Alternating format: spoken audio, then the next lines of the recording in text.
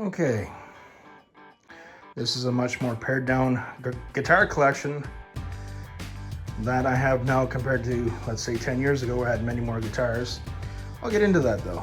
We're going to talk today about this one. Oh yes, here we go. The Ibanez RG 570. Friends, I have been asked many times since the advent of this YouTube channel to talk about some of my guitars. And I'm going to tell you guys a story today about the story of my first real guitar.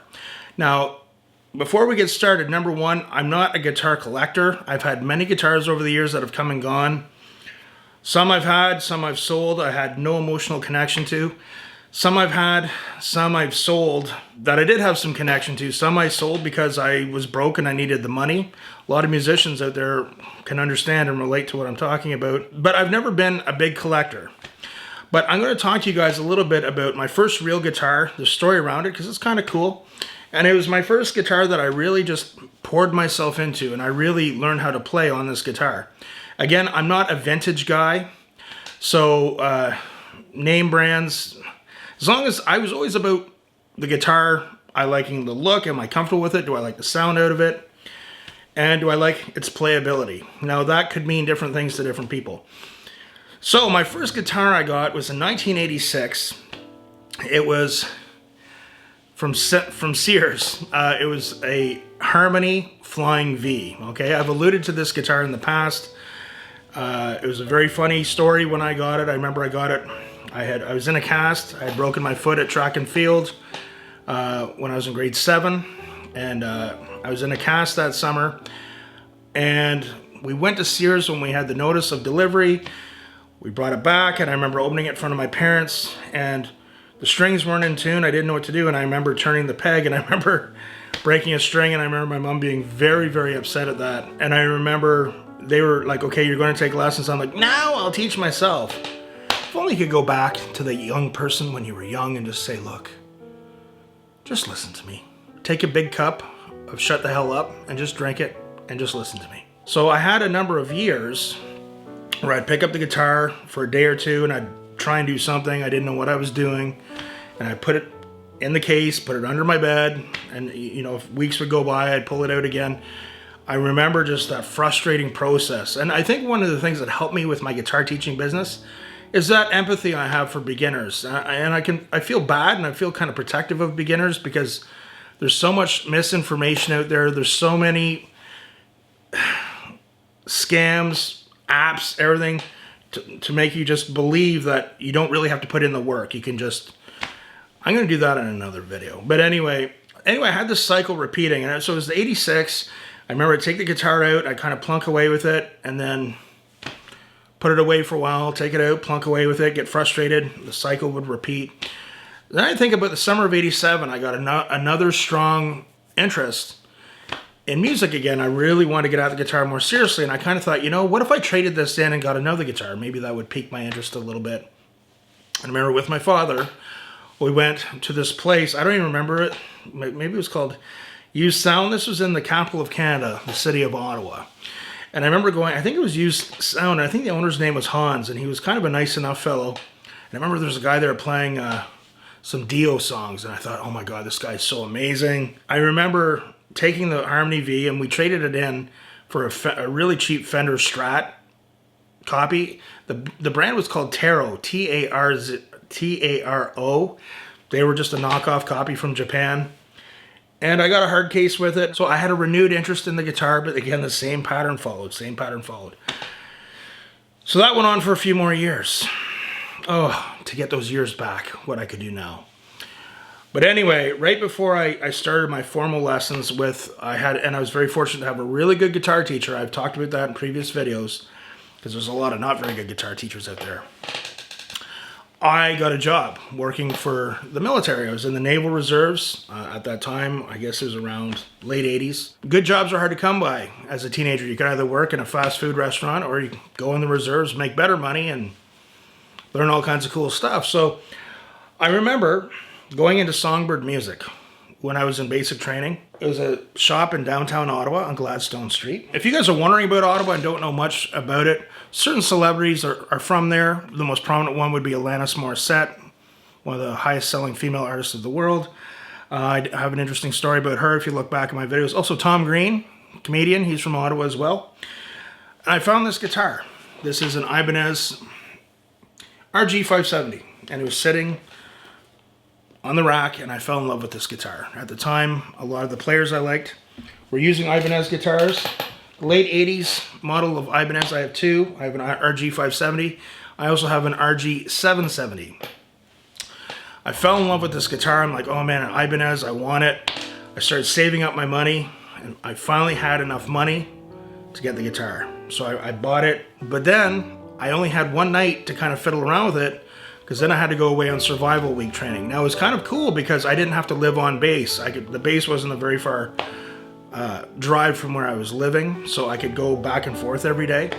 But the day after I got this, the day I had to leave for survival training. So basically I had a week, you're living out in the wilderness, sleeping in not the best accommodations. You're basically sleeping in water when it's storming with a few other dudes. You know, and it was kind of funny. I had a girlfriend at the time, and I didn't miss her too much, but I missed this guitar. It was all I could think about all week. And that week just lasted forever. And I remember when it finally ended, I was finally getting to go home, and I was so exhausted, but I was, because, you know, not much sleep. You're out doing stuff, training all week. And then you could finally go home, and I could play this guitar. I remember going home and seeing it and just being so happy. And it just made me feel complete. In a very unusual way, I guess now, maybe, I don't know, maybe it was kind of creepy or something. But now, when I learned on it, of course, the pickups were better than the guitar I had before. Now, I've since taken them out. Bridge pickups, DiMarzio Super 3s, some of the best pickups ever made. And of course, in the neck position now, this is a DiMarzio deactivator pickup, which is quite good. Now, of course, these were put in many years later. But this is my first real guitar. If you pick up this guitar, okay, there's some weight to this guitar. You pick it up, it's heavy. There's some weight to it. Same with my RG770. It's a little lighter than this. The neck's a little bit faster, but this was quite the guitar. I remember having so much joy. I played in my first bands with this guitar. It's been through a lot, and I know the wiring in it, it's a heavy sounding guitar.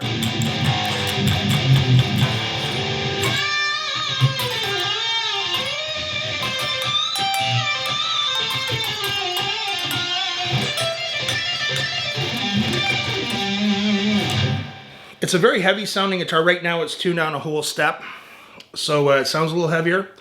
But this was a great guitar, man. The hours I put into this when I was in high school and really getting serious on the guitar. And I still have it. It has a Floyd Rose bridge on it. Now, of course, I've come a long way on guitar, and I have my own taste now on guitar, but middle pickups, I can't stand them. I never use them. I don't like 5-way pickup switches like this one has. For me as a player, I'm either all the way down on the bridge or I'm all the way on the neck. Nothing in between. Now this has been through a lot. I know some of the soldering and everything, so the neck pickup is not working the best. Normally I go to the neck pickup when I'm doing really fast picking passages or some sweep picking stuff. I just like the sound of it. But I've had the neck, the frets redone on this. It's because I played the you-know-what out of it. But that was my first real guitar, an Ibanez RG570. Of course, it has some battle scars on it. And again, guys, I want you guys to know that my channel is small. I'm not sponsored by anyone. So these are my opinions and my opinions only. Ibanez back then made great guitars. When you went into a music store, and I bought this used, okay? But if you went into the brand new music stores back in the day, that was a big treat to go downtown, go to Steve's Music, and to look at all the brand new guitars. If you saw an Ibanez guitar, at the very least, you were paying $800. If you saw a Jackson guitar, it was about the same. If you saw an ESP, you were paying well over $1,000. But of course, a lot of companies, they realize, well, what about the beginner market? There's a lot of people that kind of get into guitar and quit, whatever. They're not going to pay $800. They want to pay for something a little less to see if they're going to stick with it. Same thing with parents, understandably. They don't want to get their kids an $800 guitar and then they pick it up twice and don't play it again. So, it's only my opinion. I'm sure, you know, I've had some friends that have Ibanez Prestige guitars and different models. I've tried some of them and it's just hasn't been the same for me. And I mean that out of love and respect for Ibanez. I love my 2 Ibanez guitars, but I've just never found another 2 that played the same for me. So, this is, again, 3 pickups. I don't like metal pickups. I never use them. Floyd Rose. And this was my first real guitar that I really learned on. It was great playability, and I love it. And I actually sold this in college because I needed money. And thankfully, I sold it to a friend of mine, and he sold it back to me very quickly. And I'll never let it go again. This is definitely, guitar means a lot to me, and I'm feeling a little nostalgic here, guys. But that is an Ibanez RG 570. My first real guitar.